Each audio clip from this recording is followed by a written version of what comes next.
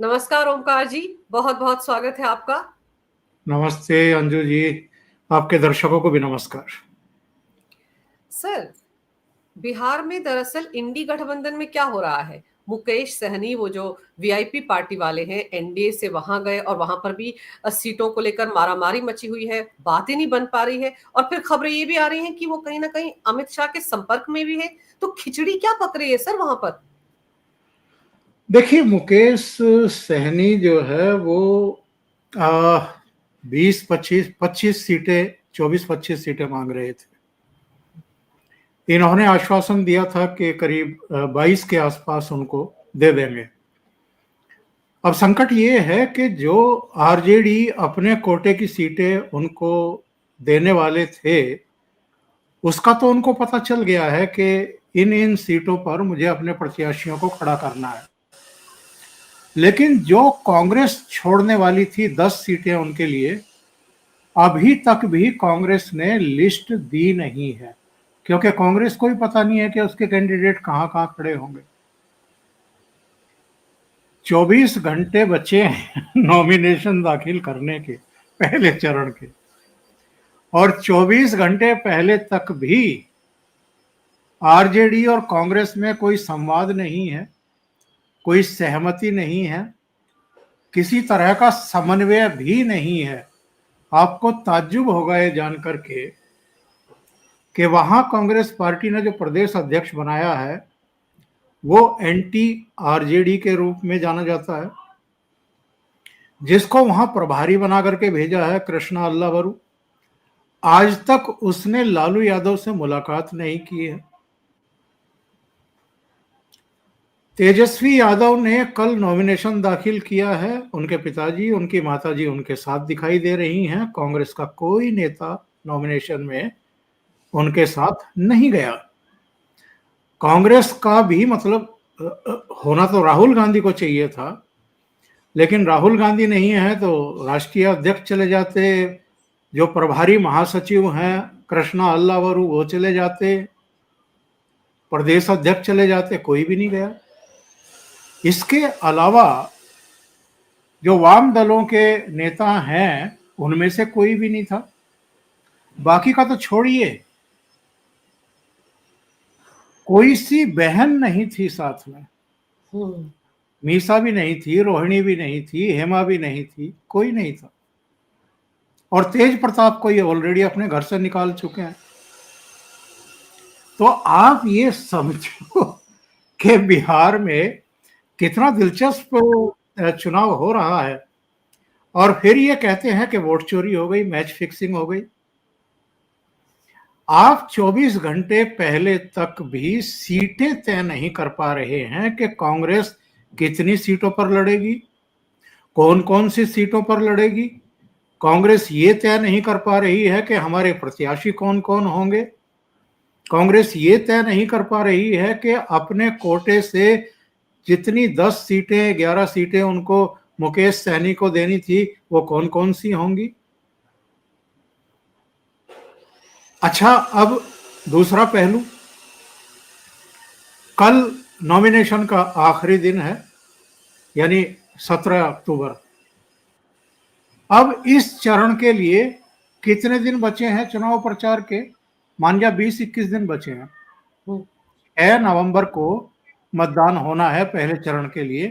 तो अगर 20-21 दिन बचे हैं तो ये जो करीब 121-122 सीटें हैं जो पहले चरण में जा रही हैं, इनमें से कितनी सीटें कवर कर पाएंगे तेजस्वी यादव और राहुल गांधी? कितनी सीटों पर प्रचार कर पाएंगे? और फिर आप कहेंगे कि साहब गड़बड़ी हो गई, ये तो मुख्य चुनाव आयुक्त और प्रधानमंत्री नरेंद्र मोदी के बीच मैच फिक्सिंग चल रही है।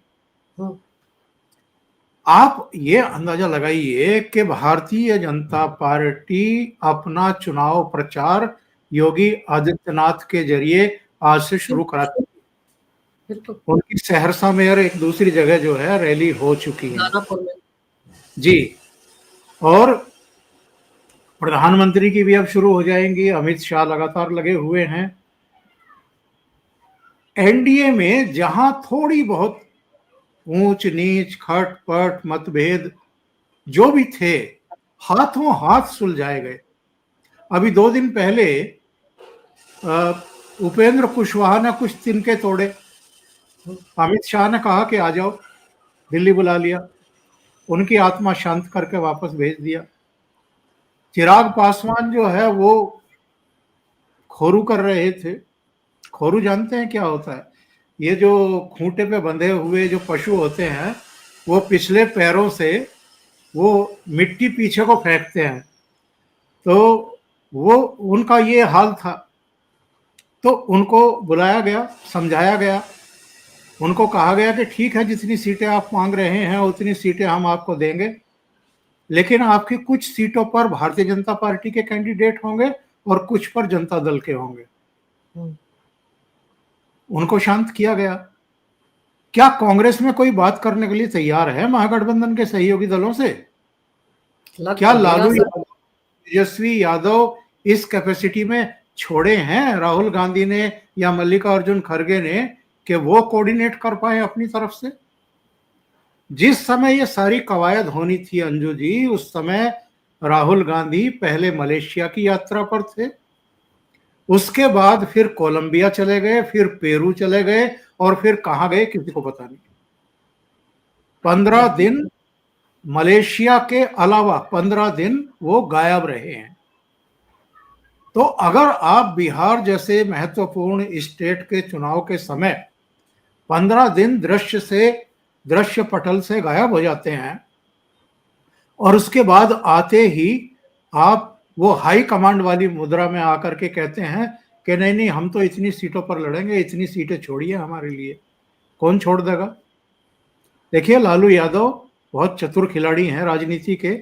आपको मटन बनाना और मटन खिलाना तो उनको आता है, लेकिन जहां तक प्रत्याशियों की बात है, सीटों की बात है, वो कहते हैं ना कि दूध का जला भी छाछ फूंक फूंक मार करके पीता है।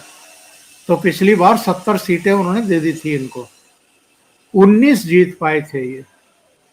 कितनी सीटें खराब की थी इन्होंने? 51 सीटें खराब कर दी थी। उनका ये मानना है कि अगर हम इनको 70 सीटें ना देकर के 40 के आसपास देते, 35 के आसपास देते, तो शायद पिछले चुनाव में ही तेजस्वी यादव के मुख्यमंत्री बनने के चांसेस बन जाते, क्योंकि उस समय जो स्ट्राइक रेट था आरजेडी का वो बेहतर था, बहुत बढ़िया था जी। इस बार तो उनको भी उम्मीद बहुत कम है, दावे वो जरूर कर रहे हैं, लेकिन एक बुनियादी अंतर आप देखिए दोनों महागठबंधनों में। यहां एनडीए में कहीं कुछ भी होता है। बीच में नीतीश बाबू का भी आया था कि नीतीश नाराज हैं कि उनके हिस्से की कुछ सीटें वो चिराग को दे रहे हैं या दूसरे लोगों को दे रहे हैं, लेकिन यहाँ कोऑर्डिनेशन है, संवाद है, समन्वय और तुरंत चीजों को हल करने की इच्छा शक्ति है, जिजीविषा है। जो भी मतभेद होते हैं उनको तुरंत हल कर लिया जाता है। यहाँ तो 24 घंटे बचे हैं और सीटें ही तय नहीं है, प्रत्याशी तय नहीं है। कल रात का आपने सुन ही लिया होगा पटना एयरपोर्ट पर जो जूतम पेजार हुआ है कांग्रेस के नेताओं के बीच में। तो ये क्यों हो रहा है? सर, टिकट बेचने के आरोप लगा रहे हैं एक दूसरे के ऊपर। और ये मुकेश सहनी वाले मामले में भी खबरें तो ये हैं कि सुबह सुबह राहुल गांधी की उनसे बात हुई, फिर इसलिए उन्होंने एक प्रेस कॉन्फ्रेंस करनी थी, वो प्रेस कॉन्फ्रेंस भी नहीं हुई, और वहां पर सहनी की अपनी पार्टी के कार्यकर्ता ही आपस में भिड़ गए, वहां पर भी सिर्फ टब्बल चल रहा है। सर, तो ये हो क्या रहा है इंडी गठबंधन में? पहले 12 बजे प्रेस कॉन्फ्रेंस बुलाई थी मौर्या होटल में, फिर उसको टाला गया क्योंकि तेजस्वी का और राहुल गांधी का फोन आ गया। फिर कहा गया कि 4 बजे करेंगे, क्योंकि उनको लगा कि फोन तो इन्होंने कर लिए लेकिन दे कुछ नहीं रहे, घोषणा नहीं कर रहे, फैसला नहीं कर पा रहे। फिर 4 बजे का टाइम तय हुआ। उसके बाद वो 4 बजे वाली भी टलवाई गई। अब 6 बजे का टाइम था, पता नहीं 6 बजे अब हो रही है कि नहीं हो रही है, लेकिन लगातार मुकेश सहनी जो है वो डामाडोल स्थिति में हैं। जो सवाल आपने शुरू में पूछा था उसका जवाब ये है कि मुकेश सहनी ये भारतीय जनता पार्टी के शीर्ष नेतृत्व के संपर्क में है। 4 दिन पहले ये बताते हैं, इसकी कोई पुष्टि और खंडन तो करेगा नहीं, राजनीति में कोई करता भी नहीं है, लेकिन चिराग को ये कहा गया ऊपर से कि आप अपने हिस्से की 4 सीटें छोड़ने के लिए तैयार रहिए। आप 20 या 22 सीटों पर लड़ पाएंगे, इससे ज्यादा नहीं, क्योंकि एक और पहलवान जो है वो अखाड़े में कूदने वाला है, साथ आने वाला है। इसी तरीके से नीतीश बाबू से बात की गई। तो तैयारी तो पूरी है, अभी 24 घंटे बचे भी हैं। देखिए, ये जो रात है, ये जो अंतिम रात है, ये कहर वाली रात हो सकती है बिहार की राजनीति में। तो आपको सर ये लग रहा है कि अगले 24 घंटे में जो आखिरी दिन है नामांकन पर्चे दाखिल करने का पहले फेज के लिए, उस दौरान पलटी मारकर मुकेश सहनी वापस एनडीए में आ सकते हैं, इसके आसार दिख रहे हैं? राजनीति में कुछ भी असंभव नहीं है, राजनीति संभावनाओं का ही खेल है। और बहुत सारी चीजें मुकेश सहनी को दिखाई दे रही, जैसे मुकेश सहनी ने उप मुख्यमंत्री पद की शर्त रखी थी कि अगर सरकार बनती है तो उप मुख्यमंत्री पद मुझे देना होगा। कांग्रेस इस पर तैयार नहीं थी। कांग्रेस ने कहा कि भाई second largest party India alliance में कांग्रेस है, तो उप मुख्यमंत्री का पद जो है वो मुकेश सहनी को कैसे दिया जा सकता है, ऐसा कितनी सीटें आप जीत करके ले आएंगे। तो एक तो वो बात है, मुकेश सहनी को लगता है कि उप मुख्यमंत्री पद कांग्रेस के चलते नहीं हो पाएगा, और दूसरे कांग्रेस ही नहीं बता रही है अभी तक, आरजेडी ने तो बता दिया कि ये सीटें हैं जहां से आप अपने कैंडिडेट तय कर लीजिए, यहां आप लड़ लीजिए। 12 सीटें आरजेडी ने बता दी, 10 सीटें कांग्रेस को बतानी है, वो नहीं बता रही है। और बेचैनी और मारपीट और आपस के कॉलर पकड़ करके धींगा मुश्ती, ये सब ये इसी वजह से है। तो एक ऐसा क्योस क्रिएट करके रख दिया है इन लोगों ने, और फिर कहेंगे कि साहब देखिए हमें तो चुनाव हारवा दिया, हमारे वोटरों के नाम वोटर लिस्ट से गायब कर दिए, हमारे ही वोटरों पर गाजगिरी चुनाव आयोग की और वोट चोरी हो गया। जनाब सर ये सब तो होगा, पर सर मुकेश सहनी को लेकर जो बीजेपी के नेता, उनकी तरफ से तो ये भी कहा जा रहा है थाली के बैंगन बने हुए हैं, और फिर ये भी कहा जा रहा है कि अगर उनका इतना अपमान हो रहा है इंडी गठबंधन में, तो वो तो मल्लाह समुदाय भी देख रहा है, सहनी समुदाय भी देख रहा है, मजा चखाएगा यूपीए को, ये सब यूपीए इंडी गठबंधन को, ये सब बातें भी हो रही हैं। ये सब प्रेशर टैक्टिस होती है राजनीति में। जब तक उस खेमे में है तब तक थोड़ा थोड़ा जलील सा करते रहो, शर्मिंदा करते रहो, पाप पुण्य याद दिलाते रहो, और जैसे ही वो छलांग मार करके इस खेमे में आए तो ये तो हमारे गठबंधन को स्ट्रेंथन करेगा, बहुत ही बढ़िया आदमी है, पहले भी तो हमारे साथ काम कर चुका है, तो इससे जो है फला समाज जो है और हमारे साथ जुड़ेगा, ये होगा वो होगा, वहां तो वो किसी का सम्मान ही करना नहीं जानते हैं। इस तरह के बयान आने में कितना टाइम लगेगा। तो ये सब एक टैक्टिस होती है, बिदकाने की, उकसाने की, बहकाने की, फुसलाने की, साथ मिलाने की। तो देखिए क्या होता है, लेट अस सी। लेकिन सर लालू प्रसाद खानदान में, जैसे आपने जिक्र किया कि तेजस्वी यादव किस तरह से नामांकन पर्चा भरने के लिए गए माता पिता के साथ, उधर दूसरी तरफ उनके भाई जो हैं तेज प्रताप, उनकी पत्नी की चचेरी बहन को भी टिकट दे दिया है लालू प्रसाद फैमिली ने। सर ये कौन सा दांव खेला है? देखिए, जब तेजस्वी के खिलाफ तेज प्रताप अपना कैंडिडेट उतार सकते हैं, या तेज प्रताप के खिलाफ भी तेजस्वी यादव अपनी पार्टी का कैंडिडेट खड़ा कर सकते हैं, तो लिहाज तो सारे खत्म हो गए ना। इस बात का जवाब देगा लालू परिवार के रोहिणी अचानक सिंगापुर क्यों लौट गई, या मीसा क्यों नहीं थी नॉमिनेशन के समय। बहनें नाराज हैं। एक संजय यादव नाम के प्राणी हैं, नॉन बिहारी हैं, हरियाणा से हैं, इनके पुराने सखा हैं तेजस्वी के, इनकी नाक के बाल हैं, सारा कुछ वही तय करते हैं। इसको लेकर के बहनें भी नाराज, तेज प्रताप के भी पार्टी और परिवार छोड़ने की बड़ी वजह वही है। तो लालू के खानदान में ही सब कुछ ठीक ठाक नहीं चल रहा है, बहुत कुछ गड़बड़ा गया है मामला। और रवाना होने से पहले रोहिणी ने एक पोस्ट जो है वो शेयर की थी, जिसमें एक्चुअल में हुआ क्या था, वो घटना क्या थी। जो ये यात्रा निकाल रहे थे तेजस्वी, तो कुछ समय के लिए जिस सीट पर वो बैठ करके बस में यात्रा की अगुवाई कर रहे थे, उस सीट पर कुछ समय के लिए संजय यादव बैठ गए थे।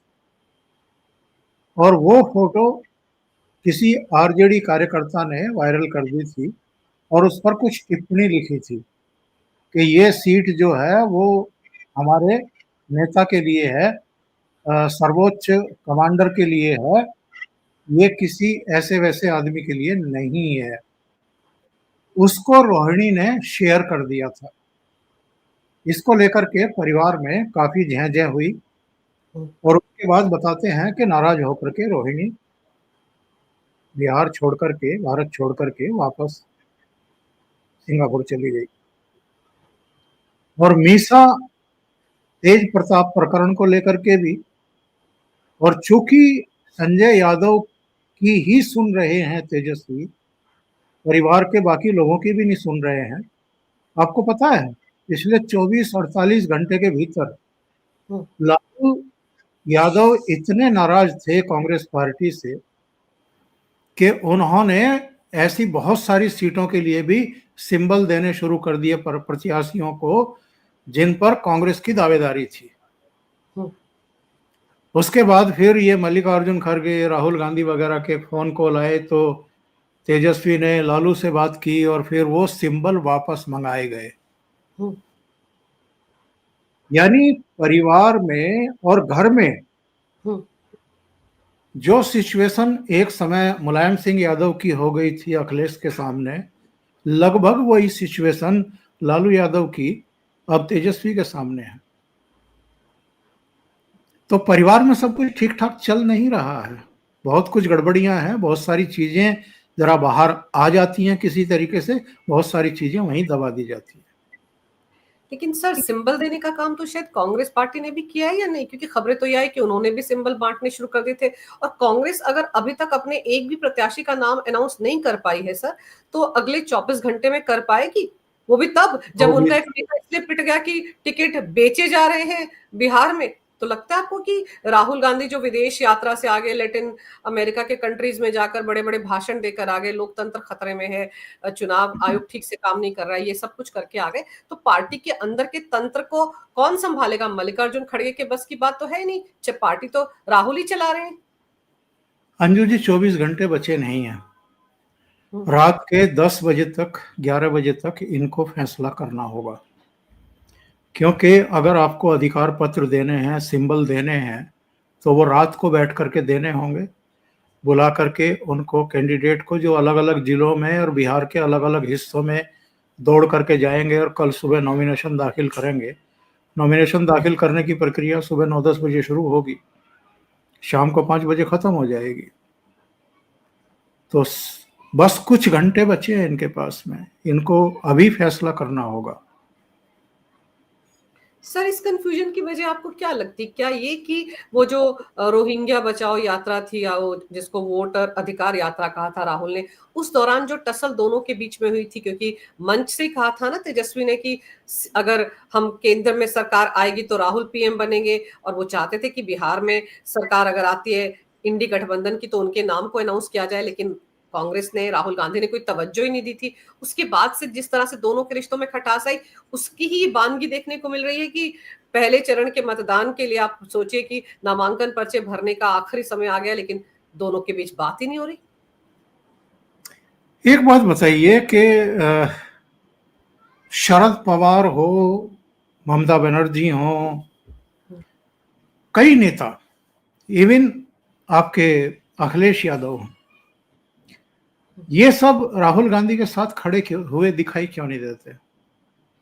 क्योंकि कांग्रेस को और राहुल गांधी और इस परिवार को एक बीमारी है, लीड करते हुए दिखना चाहते हैं। ये बाकी को, सबको छोटे छोटे पर्वत मानते हैं, अपने आप को एवरेस्ट या हिमालय मानते हैं कि हम तो सर्वोच्च शिखा हैं, सर्वोच्च चोटी हैं हम तो, हमारे नीचे रहो सब, इससे ज्यादा आगे मत बढ़ो, फैसले हम करेंगे, हम हैं नेशनल पार्टी। दुर्गति हुई पड़ी है, जगह जगह मुंह की खा रहे हैं, मतदाता ठुकरा रहे हैं, पार्टी के संगी साथी छोड़ करके जा रहे हैं, लेकिन अकल ठिकाने नहीं आ रही है। जो अहंकार है वो कम होने का नाम नहीं ले रहा है। इस पूरी वोट अधिकार यात्रा के दौरान राहुल गांधी ने जब जब वोट चोरी की बात की, लोगों के दिमाग में, जहन में क्या बात आई? चारा चोरी। आप वोट चोरी की बात बिहार में जाके करेंगे तो लोगों को चारा चोरी सुनाई पड़ेगा। लालू यादव काफी नाराज हैं उससे। और उस पूरी यात्रा के दौरान एक बात नोट करी होगी, फिर से विजुअल देख लीजिएगा, आप तो बहुत ही सजग और बहुत बारीक नजरों से हर गतिविधि पर नजर रखती हैं। राहुल गांधी उस खुली जीप में आगे की तरफ खड़े रहे और तेजस्वी को पीछे की तरफ खड़ा करके रखा गया। क्यों भाई? बिहार में आप तेजस्वी से बड़े नेता हैं क्या? जितनी भीड़ जुटी थी और जितने कार्यकर्ता झंडे लेकर के चल रहे थे कांग्रेस के, वो तो तेजस्वी यादव ने जुटाए थे। उनकी पार्टी के लोग आपका झंडा उठा रहे थे। और आप वोट चोरी की बात करते हैं, एसआईआर का विरोध करते हैं। जमीन पर उनको पता था, आरजेडी वालों को, कि जमीन पर कुछ भी नहीं है, दम ही नहीं है इन दोनों मुद्दों में। लोगों से बात की जा रही थी, लोग कह रहे थे कि नहीं, कोई वोट चोरी नहीं है, हमने तो अभी लोकसभा चुनाव में ही वोट डाला है और हमारा कार्ड हमारी जेब में है, मतदाता पत्र, हम इस विधानसभा चुनाव में भी वोट डालेंगे, काहे की वोट चोरी? और दूसरे, एसआईआर का विरोध। लोग कह रहे थे कि जो मर गए हैं उनका नाम क्यों रहना चाहिए मतदाता सूची में, या जो बिहार छोड़ गए उनका क्यों रहना चाहिए, या जिनके 2 जगह नाम है वो 2 जगह क्यों रहना चाहिए? मतलब कोई तर्क था क्या इनके पास में? मतभेद वहां से शुरू हुए। दूसरी बात यह है कि अगर वो आपको जगह जगह भावी प्रधानमंत्री कह रहे हैं तो आपको कोई गलतफहमी है क्या? आप दोनों चुनाव जीत भी जाओ मिल करके वहां पर, जो हो नहीं रहा, तो फिर सीएम कैंडिडेट कौन है? जो सबसे बड़ी पार्टी होगी उसका नेता सीएम बनेगा या कांग्रेस पार्टी का बनेगा? और आप इन चीजों को टाल कैसे सकते हैं? एक प्रोजेक्शन देना होता है, सामने मतदाताओं को पता रहना चाहिए कि कौन है। जैसे भारतीय जनता पार्टी ने अभी से नीतीश बाबू को ही फिर से सीएम कैंडिडेट घोषित करके चुनाव मैदान में उतरने का फैसला किया है। ये अलग बात है कि वो 6 महीने रहे, साल भर रहे, 2 साल रहे, और उसके बाद फिर उनको रिप्लेस करके या कहीं गवर्नर या ऊपर केंद्र में लेकर के यहाँ पर बीजेपी का आदमी जो है चीफ मिनिस्टर बने। लेकिन अभी सबको पता है कि नीतीश के ही नेतृत्व में चुनाव हो रहा है, तो आप ये कंफ्यूजन क्यों क्रिएट कर रहे हैं? तो बहुत सारी चीजें हैं। और ये जो मैं बता रहा था कि पहले आप मलेशिया निकल गए, उसके बाद आप लैटिन अमेरिका के देशों में निकल गए, 15 दिन बाद आ रहे हैं टहलते हुए। तो जो टाइम हो, अच्छा, जब राहुल गांधी नहीं है तो कौन फैसला करेगा? किसकी हिम्मत है? मल्लिकार्जुन खड़गे फैसले करेंगे, या जो प्रभारी बना करके भेजे कृष्णा और वो करेंगे फैसले? किसी की हिम्मत नहीं है, किसी की औकात नहीं है कांग्रेस पार्टी में कि वो सीटों का फैसला करे, कैंडिडेट का फैसला करे।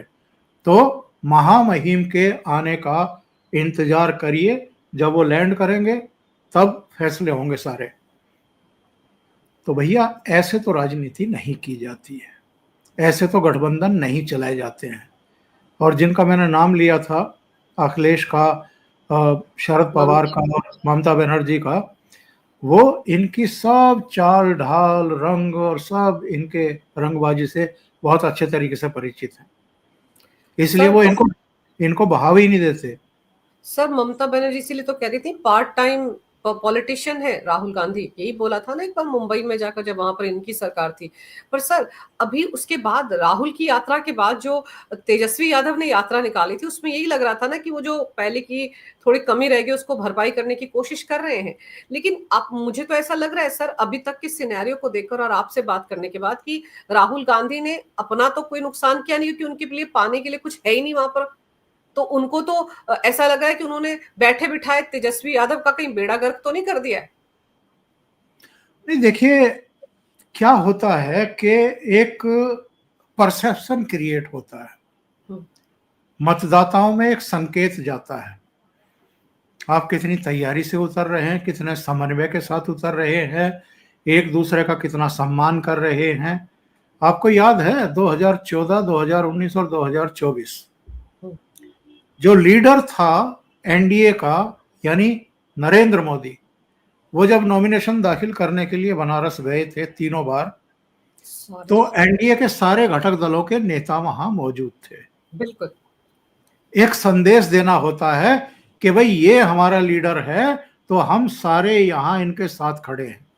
सबको पता था कि कोई नॉमिनेशन दाखिल करने के लिए मजिस्ट्रेट के रूम तक नहीं जाएगा, लेकिन वो सब वहां खड़े थे और सबसे मिलकर के प्रधानमंत्री वहां से रवाना हुए।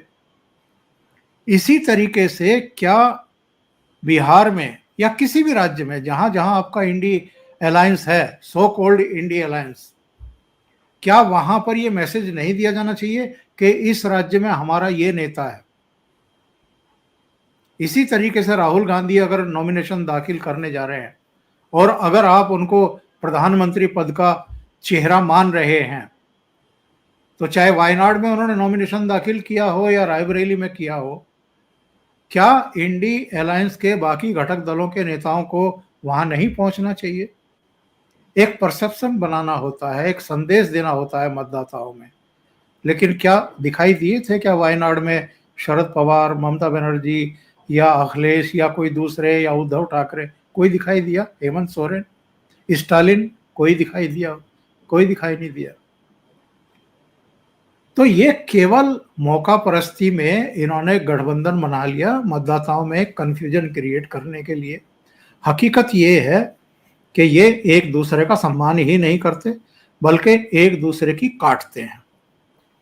बिल्कुल सर हमें बिहार। हमें ज्यादा से ज्यादा कितनी सीटें मिल सकती हैं, इस फेर में रहते हैं और नीचा दिखाने की कोशिश करते हैं। वरना कोई कारण नहीं था कि जब तेजस्वी नॉमिनेशन दाखिल कर रहे थे तब कांग्रेस की सीनियर मोस्ट लीडरशिप में से कोई वहां होना चाहिए था। सर तेजस्वी तो बेचारे घर के लोगों को इकट्ठा नहीं कर पाए, तो कांग्रेस के नेताओं को कहाँ इकट्ठा कर पाते। और जो संदेश वोटर्स के बीच जाना था वो चला गया है। अब तो देखते हैं कि अगले कुछ घंटों में कैसे कांग्रेस अपनी लिस्ट जारी करती है, और अगर मुकेश सहनी के लिए 10 सीटें कांग्रेस को छोड़नी है तो वो सीटें छोड़ी जाती हैं या नहीं छोड़ी जाती हैं, और मुकेश सहनी क्या करते हैं, अपना ताम तमोरा समेट कर फिर से एनडीए में आ जाते हैं। अब तो ये सब देखना होगा। लेकिन मैसेज वोटर्स के बीच में इंडी गठबंधन को लेकर चला गया है कि सब कुछ वहां पर ठीक ठाक नहीं है, लालू खानदान में भी सब कुछ ठीक ठाक नहीं है। सर आपने समय निकालकर इस विषय पर बहुत ही अहम जानकारी मेरे दर्शकों को दी, आपका बहुत बहुत धन्यवाद। नमस्कार, जय हिंद। जय हिंद।